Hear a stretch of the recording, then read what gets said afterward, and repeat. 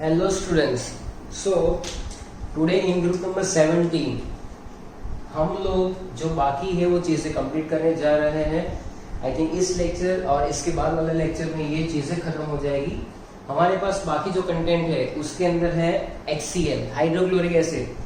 तो देखिए HCl जो है इम्पोर्टेंट इसलिए है कि MCQ इसमें से ज्यादा आते हैं. लेकिन और एक चीज है इंटर हैलोजन कंपाउंड. तो इंटर हैलोजन कंपाउंड जो है वो ज्यादा इंपॉर्टेंट है. उसमें से क्वेश्चंस आते हैं, शॉर्ट नोट भी आती है. तो प्लीज फोकस. आज का जो वीडियो है वो आप पूरा कंप्लीट कर लीजिए क्योंकि ये जो है आप P ब्लॉक खत्म होने जा रहा है. Okay, so we will start from HCl. HCl hydrochloric acid है. सबसे पहले बेटा हम लोग करेंगे प्रिपरेशन मेथड. प्रिपरेशन मेथड में सबसे पहले रिएक्शन किसके साथ करेंगे? आप देखो कि बनाना आपको HCl बराबर. HCl जो करना है तो सबसे पहले when NaCl, first equation when NaCl is reacted with sulfuric acid H2SO4, तो इसमें से निकालो H plus HSO4 माइनस बराबर है.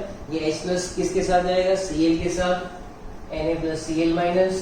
तो हमारा मेन कंपाउंड मिल गया HCl और बाकी जो बचा है सोडियम बाइसल्फेट NaHSO4. NaHSO4 यानी फर्स्ट इक्वेशन से आपको ये चीज मिल जाएगी sodium bisulphate and hydrochloric acid. अगर यहाँ पर वापस हम लोग रिएक्शन आगे देखें, अगर इसके साथ NaCl का रिएक्शन करवाया जाए तो आप देख सकते हैं कि ये हाइड्रोजन और ये क्लोरीन, ये आपको देगा HCl और बाकी जो है वो है Na2SO4. Na2SO4 और हाइड्रोक्लोरिक एसिड आपको मिल रहा है. सो दैट इज द इक्वेशन. मतलब 2 स्टेप रिएक्शन है लेकिन मैंने आपको इजी वे में बता दिया. तो ये प्रिपरेशन मेथड हो गई HCl बनाने की बराबर. 2 स्टेप में HCl आपके सामने आ जाएगा. By passing this HCl gas into concentrated sulfuric acid it becomes dry. ये जो HCl है उसको अगर आप concentrated sulfuric acid में से पास करोगे, concentrated sulfuric acid यानी किंग ऑफ केमिकल, अच्छे अच्छों का धुआं निकाल देता है. तो अगर ये मान लो कि इसके अंदर थोड़ा बहुत मॉइस्चर भी हुआ, H2SO4 में से पास करवा दो, धुआं निकल जाएगा, HCl बचेगा बराबर. तो ये प्रिपरेशन मेथड है. उसके बाद अगर हम लोग फोकस करें फिजिकल प्रॉपर्टीज के ऊपर, तो physical properties as it is जैसी दी हुई है वैसे आपको याद करनी है. ये कलरलेस गैस है with pungent smell. Colourless gas with pungent smell बराबर है. ये चीज है.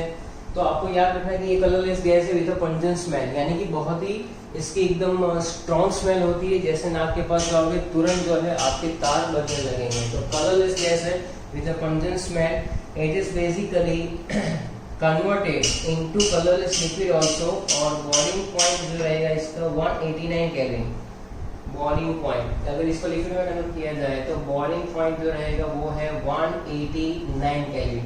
अगर इसको हम लोग क्रिस्टलाइज करेंगे तो that is white crystalline substance. तो फिर इसका आएगा आपका melting point, sorry freezing point भी दिया हुआ है. तो फ्रीजिंग पॉइंट इसका जो दिया हुआ है वो है 159 kelvin. White crystalline solid substance बराबर है. और इट हैज 159 केल्विन जो है यहाँ पर आपका इसका फ्रीजिंग पॉइंट. चलो ठीक है, बॉइलिंग पॉइंट फ्रीजिंग पॉइंट आ गया.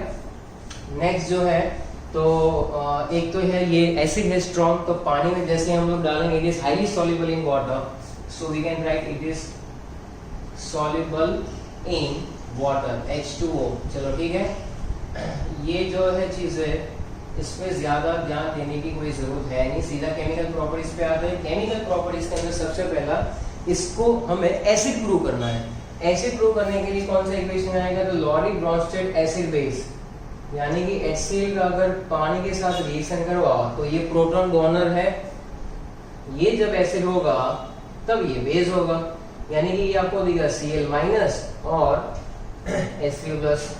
एसिड में से सामने बने वो कॉन्जुगेट बेस में से जो सामने बने वो कॉन्जुगेट एसिड. चलो ठीक है. तो ये एक इक्वेशन है कि when HCl dissolve in water it gives Cl minus and H3 plus. तो ये है aqueous solution of hydrochloric acid is called hydrochloric acid तो नाम ही है, हाइड्रोक्लोराइड भी जो है हम कह सकते हैं कि अगर यहाँ पर HCl जो है वो एसिड इसको प्रूव करना है बेटा, तो इसका एक और इक्वेशन है कि when HCl is reacted with ammonia then we obtain NH4Cl, NH4Cl, acid plus base gives salt plus water, acid plus base gives salt plus water। कई किस लोगों को कंफ्यूजन है तो HCl एसिड रखो, पहले इसको पानी में डाल दो, एमोनिया को पानी में डालने से मिलेगा NH4OH, और ये अगर आप करवा दोगे तो you have NH4Cl plus water. इसका मतलब है कि acid plus base with salt plus water. ये लो, इस तरह से भी आप प्रूव कर सकते हो। इक्वेशन साथ में लिखते रहो, इक्वेशन जो है आपको साथ में लिखते रहना है। नेक्स्ट जो इम्पोर्टेंट पार्ट है फॉर, देखो बेटा नॉबल जो मेटल्स होते हैं वो किसी में डिसॉल्व होते ही नहीं है, नॉबल मेटल किसी में भी डिसॉल्व नहीं होते सिवाय एक सॉल्यूशन है जिसका नाम है एक्वा रिजिया, बराबर है। एक्वा रिजिया यानी क्या, ढक्कन की बात आएगी। अब ढक्कन जो है उसमें 3 ढक्कन और 1 ढक्कन, बराबर है। अगर यहाँ पर नॉबल गैस जो है, सॉरी नॉबल गैस नहीं, नॉबल मेटल को डिसॉल्व करना है तो हमें उसको हाई डोज देना पड़ेगा। HCl में डालो डिसॉल्व नहीं होगा, H2SO4 में डालो तो भी डिसॉल्व नहीं होता है। लेकिन यहाँ पर मैंने क्या बताया, ढक्कन वाली फॉर्मूला है, तो आप देखो 3:1 के प्रोपोर्शन में है, 3:1 के प्रोपोर्शन में है, बराबर है। 3 पार्ट यहाँ पर HCl और H2SO4 का मिक्सचर है। HCl और HNO3 नाइट्रिक एसिड, HCl जो है बेटा HCl और HNO3 है, यहाँ पर ये रहेगा 3:1 के फॉर्म में, 3:1, यानी कि 3 ढक्कन HCl के डाल दो, 1 ढक्कन HNO3। याद रखने की टेक्निक है, जिसका फॉर्मूला छोटा है HCl तो 2 ही एटम है तो 3 ढक्कन, ये बड़ा फॉर्मूला 1 ढक्कन, इसको कहते हैं एक्वा रिजिया, बराबर। एक्वा रिजिया जो है वो क्या है, एक मिक्सचर है जिसके अंदर गोल्ड या तो प्लेटिनम डिसॉल्व हो जाएगा, गोल्ड या तो प्लेटिनम डिसॉल्व हो जाएगा। इक्वेशन जो है हम लोग आगे लिख रहे हैं कंटिन्यूटी में, सो मेक श्योर कि आप साथ में ये चीजें लिखते रहेंगे, और आपकी टेक्स्ट बुक में भी है लेकिन साथ में लिखते रहो तो अच्छी बात है। चलो, इसके अंदर गोल्ड की जब आप रिएक्शन करवाओगे तो गोल्ड जो है Au है, बराबर। फिर लिखो आप 4H प्लस, फिर लिखो आप NO3 माइनस, और फिर लिखो 4Cl माइनस। तो क्या लिया, देखो H प्लस तो दोनों में कॉमन है, HCl 3 ढक्कन डाल दिए, HNO3 हमने डाल दिया 1 ढक्कन, और गोल्ड डाल दिया, तो ये बैलेंसिंग जो है वो तो बाद में हो ही जाएगी। ये होगा AuCl4-1, बराबर AuCl4-1। NO3 माइनस में से क्या बनेगा सामने, NO3 माइनस में से क्या बन सकता है, so you can write no water, no यानी नो, 2 पानी की बोतल नहीं चाहिए। बैलेंसिंग कर लो भाई, यहाँ पर 4 क्लोरीन है, Au 1 हो गया, 4H plus 2 2 4H, nitrogen 1 3 oxygen है, तो यहाँ पर 1 और 2 हो गया भाई। तो this equation will be balance. Next है प्लेटिनम, नेक्स्ट इक्वेशन है आपका प्लेटिनम के साथ, प्लेटिनम, बराबर है। प्लेटिनम के साथ जो है वापस हम लोग करेंगे क्या, H प्लस, वहां पर स्लॉट सेम ही रहने वाला है। आप लिखेंगे H प्लस, आप लिखेंगे NO3 माइनस, आप लिखेंगे Cl माइनस, यस यही स्लॉट रहने वाला है। बैलेंसिंग अभी कर रहे हैं। प्लेटिनम जो है इसमें से कौन सा कंपाउंड बनेगा, तो that is PtCl6 2 minus, PtCl6 2 minus क्या बनेगा यहाँ पर, PtCl6 2 माइनस, नो बोतल, नो वाटर, नो, बराबर। बाय प्रोडक्ट कॉमन है बेटा, तो आप देखेंगे यहाँ पर अब इसको बैलेंस करना है, बराबर है। बैलेंस करने के लिए आप ट्रायल एंड एरर मेथड का यूज कर सकते हो, या तो यहाँ से सीधा अगर मैं देखो तो ये 3 प्लेटिनम, ये याद कर दो 3 प्लेटिनम, तो यहाँ पे 3 हो जाएगा, ये 3 6 है, यहाँ पर कितना है भाई 18 है, तो ये हो जाएगा 18Cl माइनस, 18Cl माइनस हो गया। चलो और क्या होगा यहाँ पर, चलो यहाँ पर हम लोग अगर हाइड्रोजन देख लें और ऑक्सीजन भी देखें तो यहाँ पर 16H प्लस अगर करके देखो 16H प्लस, तो ये हो जाएगा यहाँ पर 8 2 16, चलो 8 2 16। अब ऑक्सीजन जो है वो बैलेंस कर लो जरा, यहाँ पर 8 और 1 9 हो रहा है, यहाँ पर 3 है, और चार्ज भी बैलेंस करना है, साथ में चार्ज भी आपको बैलेंस करके चलना है। तो चार्ज के साथ अगर बैलेंसिंग कर लो तो ये 4NO3 माइनस ये 4NO करके देखो 3 -6 ये हो जाएगा आपका +16 18 -2 -4 हो गया। चलो बैलेंस बराबर है, यहाँ पर भी -6 वहां पर भी -6, तो ये हो जाएगा 3 16 4 18 3 16 4 18 बराबर। तो इस तरह से आप इसको या तो लिख कर लो या तो ऐसे ही याद कर लो। So that is the equation for HCl and HNO3 बराबर है, जो है एक्वा रीजिया, एक्वा रीजिया के अंदर आपको बैलेंसिंग मिल जाएगी बराबर है। चलो ठीक है, HCl और HNO3 का रिएक्शन हम लोगों ने मिक्सर के फॉर्म में लिखा हुआ है। Now it is reacted decomposed the salt of weak acid. Weak acid के सॉल्ट को भी डिकम्पोज करने के लिए सबसे पहले नट्टू काका को बोला ये Na2CO3 प्लस HCl। देखो जितने सोडियम उतने ही HCl ले लो, तो ये हो जाएगा 2 moles of NaCl plus H2CO3 लिखो, या तो इसको स्प्लिट करके लिखो पानी और कार्बन डाइऑक्साइड बराबर है। N2CO3 में H2O3 बना देना है आपको। अगर यहाँ पर N2CO3 की जगह पर NaCO3 है, NaCO3 एक सोडियम एक HCl ही लेना है, तो आपका हो जाएगा NaCl और पानी और कार्बन डाइऑक्साइड। गैस तो गैस से कहीं से भी निकल जाएगी तो ये चीज जो है वो आपको अच्छे से आनी ही चाहिए बराबर है। उसके बाद जो आपकी यूजेस है बराबर, पहले इक्वेशंस लिख लो बेटा। यूजेस जो है बहुत ही सिंपल वे में आप इसको आराम से लिख सकते हो। देखो यहाँ पर दो सॉल्ट है, आप Na2SO3 का भी इक्वेशन लिख सकते हो। यहाँ पर Na2SO3 का खुद लिख के दिखाओ, Na2SO3 का इक्वेशन भी लिख सकते हो बराबर। Na2SO3 का अगर हम लोग इक्वेशन लिख सकते हैं तो क्या होगा, सिर्फ गैस चेंज होगी ना। यहाँ पर Na2SO3 इसके जैसे ही हुआ, 2 मोल ऑफ HCl कर दो तो क्या मिलेगा, 2 mole of NaCl plus water plus sulphur dioxide. चलो डन। तो इस तरह से होता है। यूजेस के अंदर जनरली ये रिएजेंट के फॉर्म में यूज होता है। It is used as a table reagent, preparation या manufacture of chlorine NH4Cl। It is used in the, सबसे पहले लिखो, in manufacture of NH4Cl, chlorine and glucose from starch, बराबर है। ये बनाने में काम आता है। ये जो है मैन्युफैक्चर करता है क्या क्या, NH4Cl मैन्युफैक्चर कर लेगा, ये चीजें कर लेगा बराबर है। And it is also used as for the extracting glue from the bones, glues in extracting glue from bones।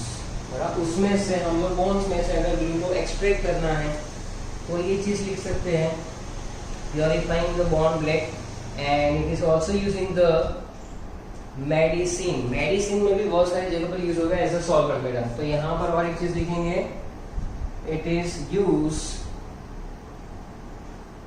in medicine preparation, medicine, and दूसरा क्या लिख सकते हो, टेबल रिएजेंट। टेबल रिएजेंट यानी घर के टेबल पे रखते हैं, लेबोरेटरी टेबल रिएजेंट में यूज होता है। सो that is all about the HCl बराबर है। HCl जो है उसके बाद अगर हम लोग आगे बढ़ेंगे तो we can also focus on some of the based compound, जिसको नाम दिया जाता है इंटरहैलोजन। चलो इंटरहैलोजन कंपाउंड्स की बातें अब लिखेंगे। वेरी इंपॉर्टेंट टॉपिक, बहुत ही इजी है। और इंटरहैलोजन कंपाउंड्स, चलो सबसे पहली बात क्या आएगी बेटा, सबसे पहली बात डेफिनेशन लिख लेते हैं। When one halogen atom is reacted with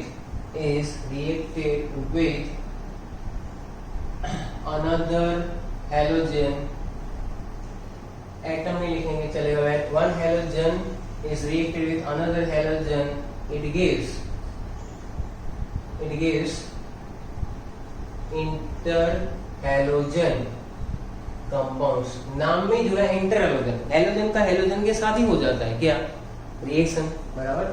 तो यहाँ पर इंटरहैलोजन में किस किस टाइप के बनाएंगे, देखो मैं अगर लिख रहा हूँ एक्स एक्स डैश, यानी ये रेशियो हो जाएगा 1:1 के प्रोपोर्शन में। अगर मैं लिख रहा हूँ एक्स एक्स डैश 3 तो 1:3, x x dash 5, x x dash 7, इस टाइप के इंटरहैलोजन कंपाउंड्स मिलते हैं बेटा। इस टाइप के ही इंटरहैलोजन कंपाउंड जो है वो मिलेंगे, बराबर है। Interhalogen compound can be prepared by direct combination और by direct action of the halogen, बराबर है। तो आप देखो डायरेक्ट कॉम्बिनेशन ऑफ हैलोजन, बराबर है, डायरेक्ट प्रिपरेशन से ही इंटरहैलोजन बनेंगे। तो ये बहुत ही इजी डेफिनेशन है, आप ऐसे भी लिख सकते हो या तो आप लिख सकते हो कि भाई डायरेक्ट कॉम्बिनेशन और by the direct action of the halogen on the lower interhalogen compounds. और जो प्रोडक्ट बनाती है वो स्पेसिफिक कंडीशन के बेसिस पे है, स्पेसिफिक कंडीशन, बराबर है। तो सबसे इंपॉर्टेंट बात है कि भाई अगर यहाँ पर इंटरहैलोजन कंपाउंड अगर आपको बनाना है, इंटरहैलोजन कंपाउंड अगर आपको बनाना है तो सबसे पहले इक्वेशन लिखेंगे Cl2 plus F2 at the temperature of 437 kelvin. कितना है 437। देखो हैलोजन का हैलोजन के साथ रिएक्शन तो हमें क्या मिलेगा 2ClF। अब देखो एक क्लोरीन एक क्लोरीन किस टाइप का बन रहा है बेटा 1:1 का बन रहा है। तो ये है सबसे पहला जिसमें हम लोग क्लोरीन और फ्लोरीन जो है यहाँ पर इक्वल वॉल्यूम में लेते हैं। कई बार क्या होता है कोई एक्सेस में ले लेंगे, यहाँ पर पहले क्या है कि क्लोरीन और फ्लोरीन इक्वल वॉल्यूम में लिया जाता है, इक्वल वॉल्यूम। मान लो कि मैंने दूसरी बार रिएक्शन करवाया, अब मैंने ये एक्सेस में लिया, एक्सेस में, बराबर है, और 573 केल्विन के आसपास इसका टेम्परेचर रखा, तो ये क्या मिलेगा ClF3। तो ये x डैश था 1:1 और ये क्या मिला हमें x डैश 3 मिल रहा है 1:3। अगर इसकी बैलेंसिंग कर ले हम लोग तो यहाँ पर 2 मोल्स ऑफ ClF3, 2 3 और यहाँ पे 3 2। तो आप देख सकते हैं कि यहाँ पर हमने एक्सेस जो है वो फ्लोरीन लिया हुआ है। एक्सेस फ्लोरीन के बेसिस पे ही आपको ये चीजें मिल सकती हैं, बराबर है। इसी तरह से इक्विमोलर में वापस अगर आप I2 प्लस Cl2 ले लेते हो, कौन सा इक्वेशन 1 है 2 है 3 है, तो आप देखेंगे I2 प्लस Cl2 अगर इक्विमोलर में ले लोगे तो क्या मिलेगा ICl, क्या मिलेगा ICl, और वो भी कितने 2 मोल। कितने मिलेंगे 2 मोल। यहाँ पर कोई भी टेम्परेचर नहीं करना है हमें। इसी तरह से अगर आपने I2 प्लस 3Cl2 कर दिया तो ये क्या मिलेगा 2 मोल्स ऑफ ICl3, क्या मिलेगा 2 मोल्स ऑफ ICl3। तो ये सारे इंटरहैलोजन है ClF ClF3। अब देखो ये भी वापस 1:1 है, यानी XX डैश से यहाँ पर है XX डैश 3 ये है। तो इस टाइप के जो कंपाउंड्स मिलते हैं उसको कहते हैं इंटरहैलोजन कंपाउंड्स, इंटरहैलोजन कंपाउंड्स। यहाँ पर नीचे वाले इक्वेशन में वापस आप मान लो कि ये एक्सेस ही लेकर चलना है, एक्सेस, बराबर, इस तरह से। नेक्स्ट इक्वेशन में अगर आप आगे बढ़ सकते हो तो Br2 प्लस F2 कर दो, ब्रोमीन और क्लोरीन। चलो यहाँ पर Br2 प्लस F2 तो ये क्या बना देगा BrF। क्या बनाएगा बेटा 2 moles of BrF, 2 moles of BrF जो है वो बना देगा। और अगर इसके मोल ज्यादा ले लेंगे, बराबर है, तो ये BrF3 भी बना सकता है। चलो इसके मोल अगर ज्यादा ले लेंगे, यहाँ पर 3 मोल का था, 3 2 और ये 2 3 6, तो BrF3 वापस कौन सा बना XX डैश 3। इस टाइप की जो रिएक्शन है वो आपकी टेक्स्ट बुक में है, आप इसमें से 3-4 इक्वेशंस लर्न कर सकते हो। मोस्ट इंपॉर्टेंट बात है आपको जो करना है वो करना है टेबल। मैं यहाँ पर टेबल ड्रॉ नहीं करने वाला हूँ, वो आपकी एनसीईआरटी में है ही, उसको आपको याद ही करना है। मैं टेक्निक सिखाऊंगा कि भाई XX डैश जो है वो कितने कंपाउंड्स बनाने हैं आपको। मान लो मैंने बोला कि फ्लोरीन है, क्लोरीन है, ब्रोमीन है और आयोडीन है, एक ऐसी ट्रिक जिससे आपको याद हो जाएगा। तो क्लोरीन का फ्लोरीन के साथ करवाओ, ब्रोमीन का फ्लोरीन के साथ रिएक्शन, आयोडीन फ्लोरीन के साथ, तो क्या बन रहा है देखो, पहले ClF फिर ब्रोमीन BrF और फिर क्या बन रहा है IF बन गया। चलो ठीक है, अब क्या करना है मालूम है, अब फ्लोरीन को भूल जाओ, अब फ्लोरीन को भूल जाओ और ब्रोमीन का उसके ऊपर वाले एलिमेंट के साथ लिखो कंपाउंड, तो लिखो BrCl और ICl। चलो अब फ्लोरीन को भूल जाओ और बचा गया IBr, खत्म हो गई बात। इस तरह से आप लिखोगे तो आपको XX डेस वाले जितने भी है वो सारे 1:1 वाले आप देखो, अपनी टेक्स्ट बुक में भी अगर आप देखोगे तो टोटल 6 है, बराबर है। स्ट्रक्चर में कुछ दिया नहीं है, कोई कलरलेस गैस है, कोई पेल ब्राउन कलर है, कोई गैस है, कोई सॉलिड है, ब्लैक सॉलिड है, जैसे अपना IBr ब्लैक सॉलिड है। तो आपको वो चीजें याद करनी है टेक्स्ट बुक में से, कौन सा कलरलेस है, कौन सा पेल येलो है, कौन सा ब्लैक है, अल्फा बीटा फॉर्म कौन सा है, बराबर। मैं आपको वो सारी चीजें यहाँ पर रटवाने नहीं वाला हूँ, ये आपको अपने आप ही रटनी है, बराबर। अगर हमें XX बेस 3 लिए करना है तो वापस वही टेक्निक ClF3, बराबर है। देखो 3 तो आपको ऐसे मिल जाएंगे IF3, ये जो है वो तीनों तो बहुत इजीली मिल गए। अब एक और जो आपके टेक्स्ट बुक में दिया हुआ है ClF3, BrF3, IF3, बराबर, वो कौन सा है वो आपको याद करना है। जो एक आपका यहाँ पर ICl भी बनता है जो ऑरेंज है, ऑरेंज कलर का सॉलिड। फिर आपके पास है XX-5, वापस वही बनाना है ClF5, BrF5 और IF5। चलो ठीक है, पहले जो टेक्निक सीखा है वही टेक्निक है। और लास्ट में है XX-7, एक ही बनता है वो है IF7। क्या बनेगा IF7। तो ये नोट डाउन कर लीजिए। यहाँ पर जो जनरली 1:ClF3 जो है बेटा आपने 11 में केमिकल बॉन्डिंग में पढ़ा होगा, ये जो है टी शेप था।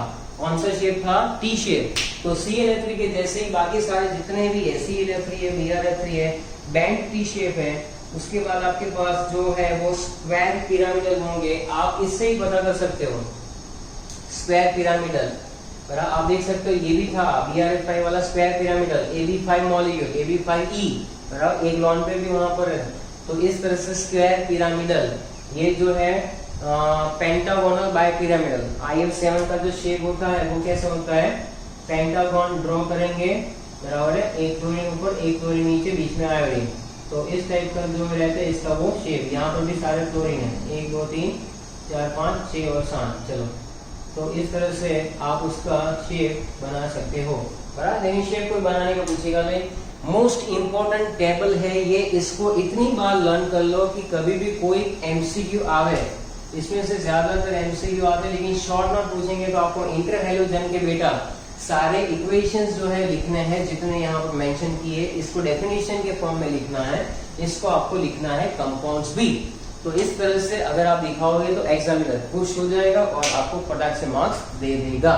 टेबल अगर नहीं ड्रॉ कर रहे हो, कुछ कंपाउंड्स याद है लिख लीजिए। डजंट मैटर कि आपने सारे कंपाउंड लिखे हैं कि नहीं लिखे हैं, बराबर है। इसकी कुछ फिजिकल प्रॉपर्टीज से कोवैलेंट मॉलिक्यूल है सारे के सारे, एंड दे आर दैट। चलो, तो हम लोग अभी इसकी फिजिकल प्रॉपर्टीज जो है वो भी कंप्लीट कर लेते हैं। Then give the title physical properties। चलो, अब इसमें से आप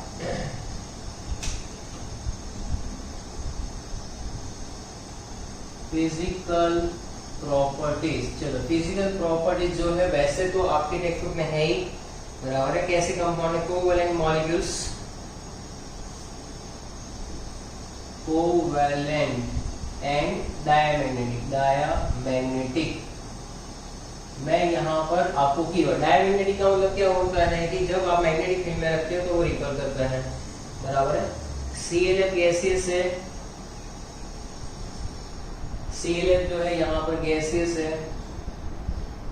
बाकी एट 298 केल्विन टेम्परेचर पे बाकी सारे जो है वॉलेटाइल सॉलिड हो सकते हैं, वॉलेटाइल सॉलिड्स लिख सकते हो आप, बराबर है। ये एक इंफॉर्मेशन वहां पर जो है वो आपको मेंशन करनी है।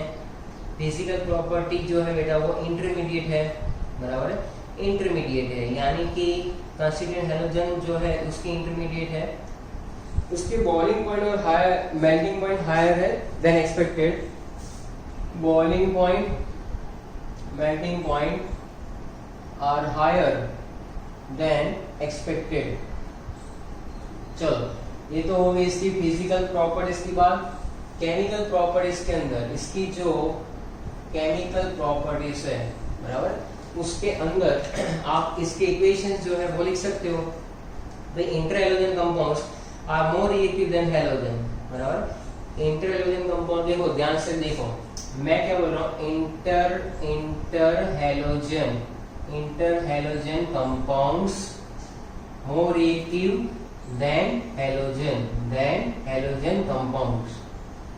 चलो इंटर हैलोजन क्यों रिएक्टिव है, तो देखो यानी X dash is more reactive than X2, यानी कि ClF is more reactive than Cl2 और F2।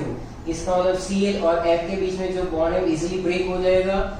Cl की बॉन्ड डिसोसिएशन एंथैल्पी होगी ज्यादा, तो बॉन्ड जल्दी से डिसोसिएट नहीं होगा।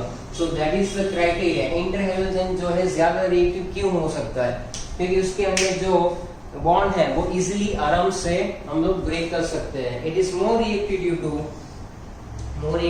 The bond between the X and XX dash of inter halogen is weak than XX बराबर है इन दैट।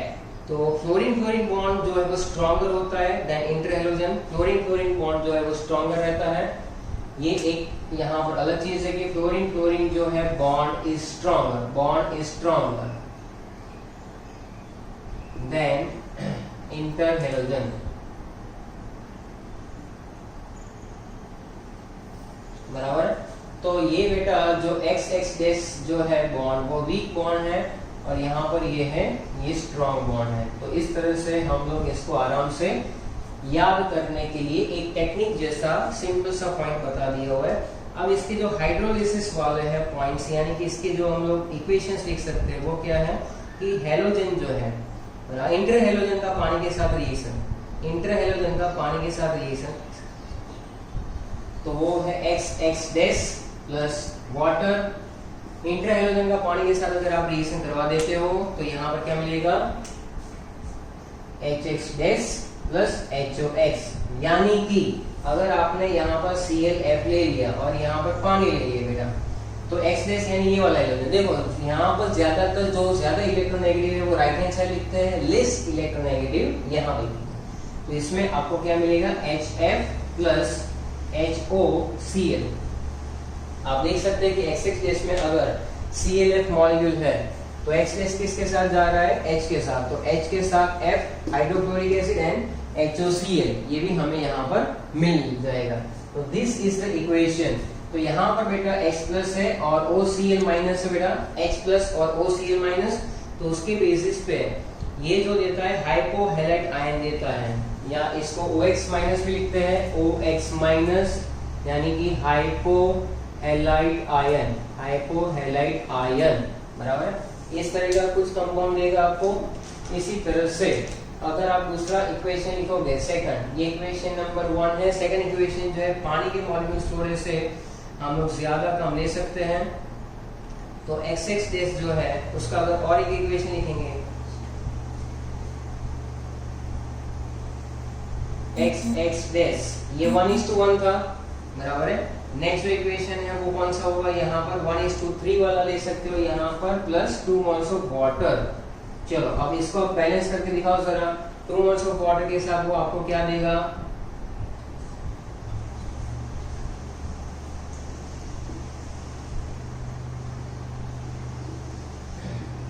ये आपको बैलेंसिंग फॉर्म में मिल जाएगा। आप देख सकते हो कि वहां पर 3 जो है HX डैश मिल रहा है और HOX। मान लो कि यहाँ पर आपके पास ClF3 है बेटा, प्लस 2 मोल्स ऑफ वाटर है। तो इस तरह से आपको क्या मिलेगा, 3HF प्लस HOFO ऐसा मिल सकता है, सॉरी HOClO। यानी कि अगर कॉम्बिनेशन फॉर्म में लिखे तो HClO2। तो ये हाइपोहैलाइड आयन है। हाइपोहेलस एसिड में से हाइपोहैलाइड आयन बनता है। हाइपोहेलस, हेलस, हेलिक पर हेलिक ऐसे 4 आएंगे। तो हाइपोहेलस में से हेलाइट, फिर हेलस में से हेलेट बोल सकते हैं। यहाँ पर H प्लस और ClO2 जो है -1 वहां पर लिख सकते हो, या तो फिर आप इसको HXO जो है उसमें से दो कोई भी चीज तरह लिख सकते हो, कि जैसे कि HXOO2 इसको अगर लिखना चाहो तो XO2 -1 लिखो, या तो OXO माइनस O लिखो, ऐसे भी लिख सकते हो। तो इस तरह से इंटर हैलोजन के पानी के साथ रिएक्शन करेंगे बेटा, तो जैसा एसिड वैसा वहां पर मिलेगा। जैसे यहाँ पर क्या था, हाइपोहेलाइट, क्योंकि यहाँ HOX है, ये अभी आगे हम लोग कर ही रहे, तो आपको वहां पर क्लियर आइडिया आ जाएगा। So this is the inter halogen compounds, जहां पर आपने ये चीजें आराम से सीख सकते हो। इसके अलावा आप खुद ब खुद XX-5 और XX-7 के भी इक्वेशन मेंशन कर सकते हो, बराबर। तो ये भी आप घर से कर सकते हो। XX-5 प्लस वाटर, तो क्या मिलेगा यहाँ पर, तो आप देख सकते हो HX- और दूसरा मिलेगा यहाँ पर HCl2 है ना, तो यहाँ पर HXO3 मिलेगा, HXO3, या तो लिख सकते हो HOXO2, ऐसे भी लिख सकते हो, बराबर है। और XX-7 यहाँ पर बैलेंसिंग कर लेना आप, H2O के साथ रिएक्शन कराओगे तो HX- मिलेगा, बराबर है, 7 आ गया, तो यहाँ पर आपको मिलेगा HXO4। इस तरह से इक्वेशन आप मेंशन कर सकते हो बैलेंसिंग के साथ। तो लास्ट के दो इक्वेशन में भी आपको हैलेट और पर हैलेट आयन मिलेंगे, हैलेट और पर हैलेट, हैलेट और पर हैलेट, बराबर है, हैलेट और पर हैलेट। पानी के मॉलिक्यूल तो बहुत ही सिंपल है, 1 मोल 2 मोल 3 मोल 4 मोल भी कर सकते हो यहाँ पर। और उसके रिस्पेक्ट में यहाँ पर सामने आपको X जितने होंगे उतने ही मिलेंगे, 5 है तो 5 मिलेंगे, 7 है तो 7 मिलेंगे, बराबर। बहुत ही सिंपल है।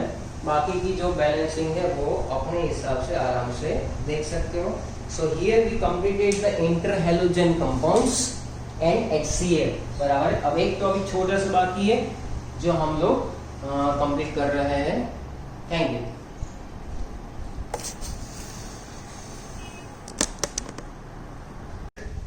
That is basically oxo acids, oxo acids या oxo acid compounds of halogen, oxo acid बोल दो तो भी चलेगा।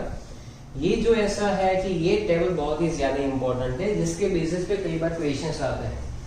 तो फ्लोरीन, फ्लोरीन, ब्रोमीन, आयोडीन, ये सारे के सारे कौन कौन से ऑक्सो एसिड्स बनाते हैं बेटा, तो उसमें पहला है हेलिक 1 एसिड। 1 कहां से आया, तो देख लो कि यहाँ पर फ्लोरीन जो है वो आपको बना के दे रहा है HOF। ये अकेला ऐसा कंपाउंड है जहां पर फ्लोरीन जो है वो +1 स्टेट में है, हाइड्रोजन +1, ये -2, -2 +1 -1, तो ये +1 होगा, तभी तो हमें मिलेगा कि भाई हेलिक यानी कि फ्लोरिक 1 एसिड। फ्लोरीन का जो यहाँ पर ऑक्सीडेशन स्टेट है वही मेंशन किया जाएगा उसके नाम में, ठीक है।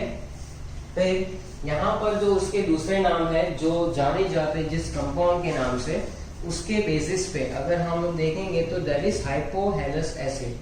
ये जो कंपाउंड है इसको कहेंगे हम लोग हाइपोहेलस एसिड। इसको लिख लो हेलस एसिड, इसको याद कर लो हेलिक एसिड, इसको याद कर लो पर हेलिक एसिड। चलो ठीक है, ये इस टाइप के कंपाउंड है। तो HOF का नाम क्या होगा, हाइपोफ्लोरस एसिड। यहाँ पर दूसरा जो मैं यहाँ पर ड्रॉ कर रहा हूँ ये आपका हो जाएगा HOCl, जिसको कहेंगे hypochlorous acid. HOBr hypobromous acid. HOI यानी हाइपोआयरस एसिड। हेलस एसिड में अब देखो फ्लोरीन अकेला हाइपोहेलस एसिड बनाता है, बाकी कोई भी कंपाउंड बनाता नहीं है।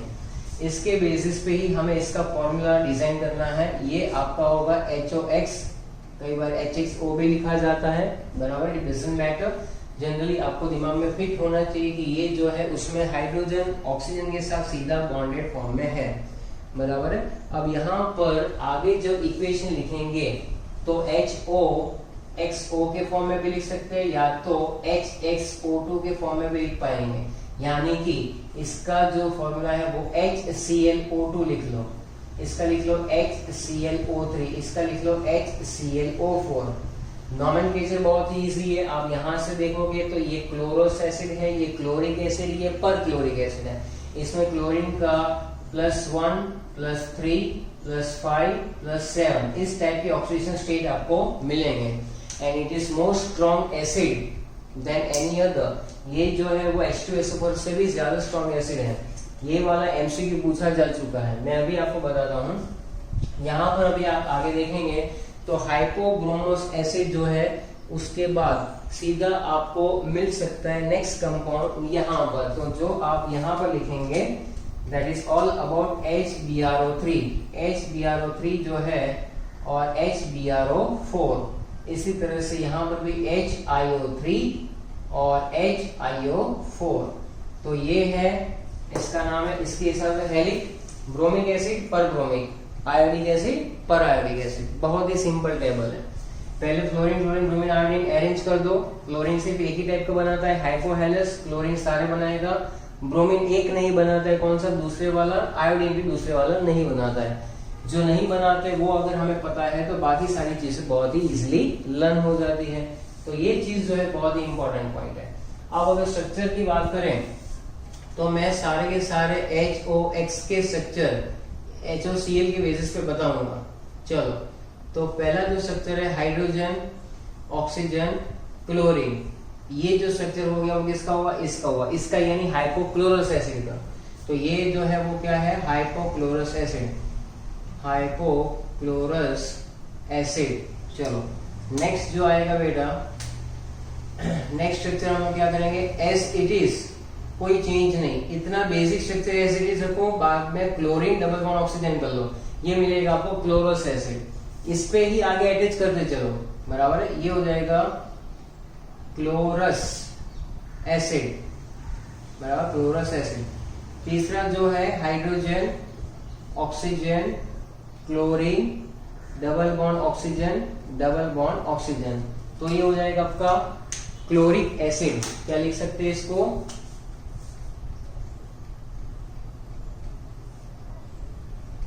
Chloric acid.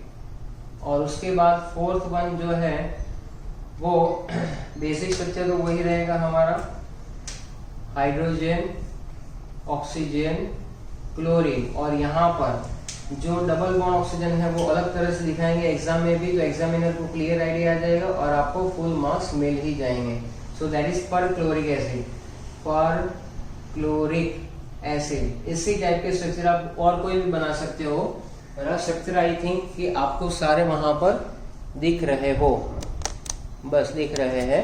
तो ये टाइप के स्ट्रक्चर जो है बेटा आपको बनाना है, जो शायद एनसीईआरटी में इतने डिटेल फॉर्म में आपको दिए हैं, नहीं दिए, whatever it will be.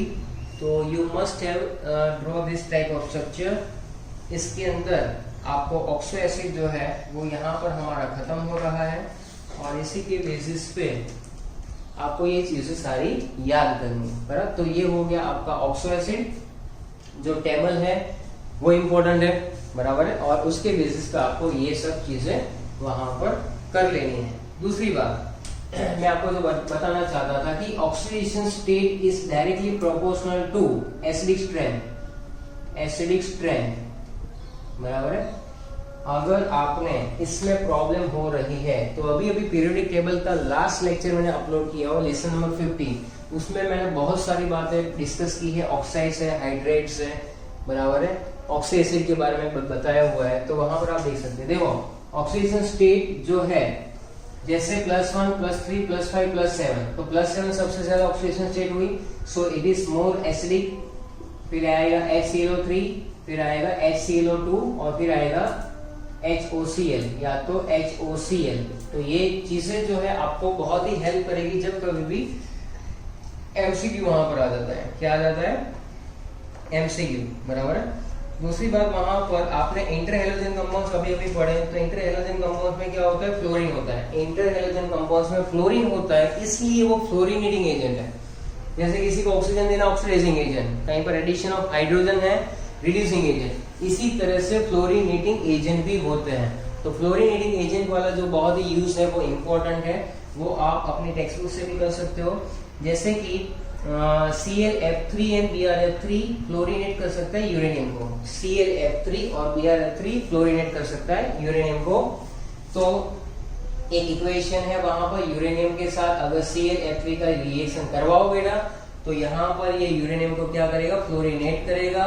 तो आप देख सकते हो कि यहाँ पर आपको क्या मिलेगा, यूरेनियम को फ्लोरीनेट करता हुआ जो कंपाउंड है, तो ये मिलेगा हमें UF6 और मिलेगा ClF3, ULF6 और ClF3 जो है, ClF3 तो नहीं मिल पाएगा क्योंकि यहाँ पर क्लोरीन बैलेंस नहीं होगा, ClF मिलेगा 1:1। तो यहाँ पर 6 चलो यहाँ पर अगर मैं कर दूं, इसको बैलेंस करना है हमें, तो ClF3 यहाँ पर ClF यूरेनियम हेक्साफ्लोराइड मिलेगा।